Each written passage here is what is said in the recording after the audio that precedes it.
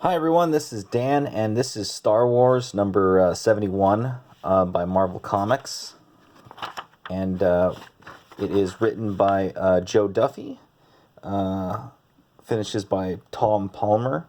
I think breakdowns, I guess, would that be? I'm assuming that's pencils, so it's a Ron Frenz pencils. It's really interesting. So the last Star Wars comic I did, I thought it was okay. It was number 70. Just wanted to try it out and see what it was like. I just finished The Mandalorian episode 8. It was really good. I'm kind of like surprised because it's a non-OT Star Wars thing that I don't hate. So that's usually a good sign. But number 70 that I reviewed couple days ago or this week, I thought it was okay. It was entertaining, but wasn't anything that I thought was special, especially compared to all the other stuff that Marvel had going on during this decade. This one was a little better and kind of starts off. So we're not doing a flashback anymore. We go back to Luke and Lando, talking about their mission. They're going after these two guys, IG-88 and Bosk, trying to find Han Solo. And they kind of go over the mission as far as what they want to do. There's a little bit of flashback to the previous issue, which the previous issue was a flashback story in general with Han and Leia and Luke and the whole gang. In this case, they're talking about catching them, and I kind of like this. There's a lot of dialogue that Jo Duffy wants to do, but what Ron Frenz and Tom Palmer do is they just have these like action panels, and it makes it more interesting rather than like the usual modern day comics where you have a bunch of people sitting around eating. So you get this. They tell Chewie and Artoo-Deetoo to stay behind while they go onto the planet. And some things have changed. Mainly the Stenaxes are now flying, so none of them are on the ground, and you just have nothing but but other people or Outlanders that are in the city now on Stenos. I like how they have basically a prostitute right here. Like the way Marvel does Star Wars, it's like a much different feel than I guess, and even the OT or the original trilogy. It's got more of a Star Trek feel to it than I would say Star Wars.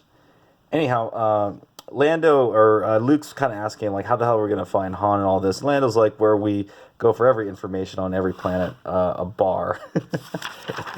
So they go to the bar, and you get a really funny dialogue piece between Luke and Lando, where Lando's kind of telling him, "Hey man, I'm like the dude. I know how to like stay low, and find the information that we need." Then he gets immediately called out, and they get into a gunfight.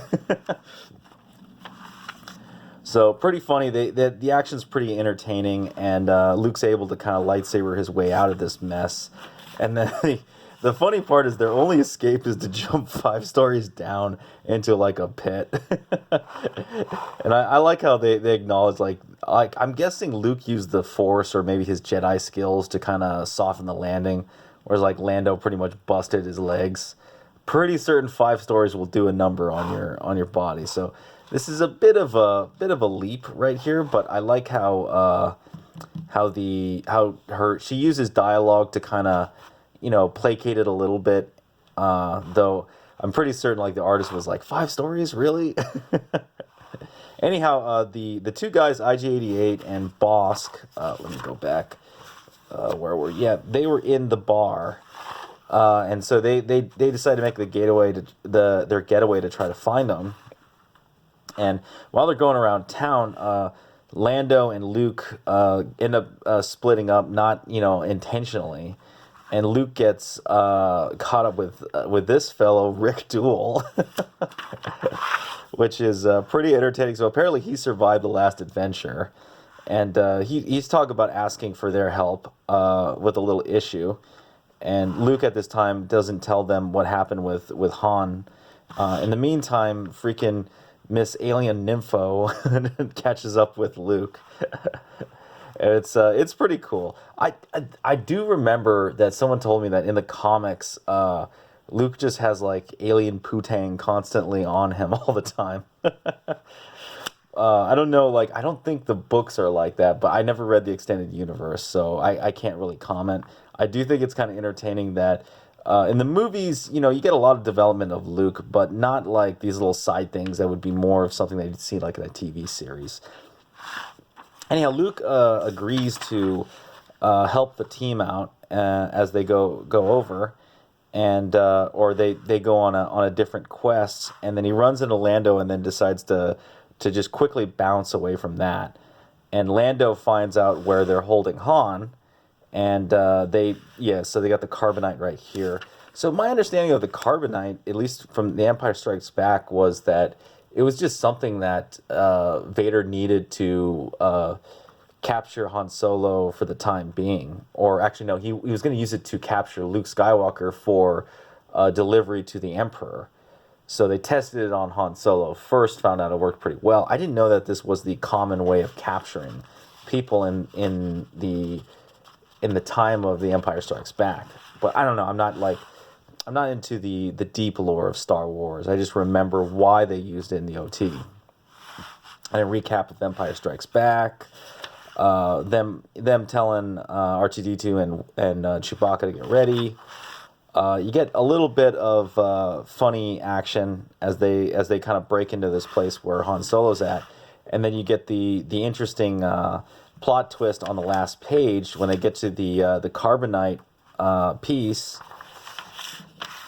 It's actually Cheeto, the other member of the bounty hunter group that Luke was talking to with Rick Duel and Danny. And now they're surrounded by IG-88 and Bosk. So, a little more entertaining. I like that it's got a lot more action in it and less kind of trying to explain like some background lore with the Stenaxes and whatnot.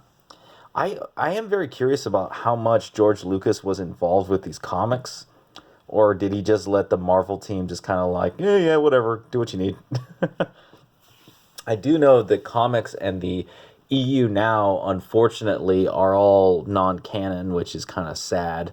I have a lot of friends that are really, really into the extended universe. But I will say that this is slowly, like, starting, okay. This is getting better. I'm going to do 72 and see if it continues to get better.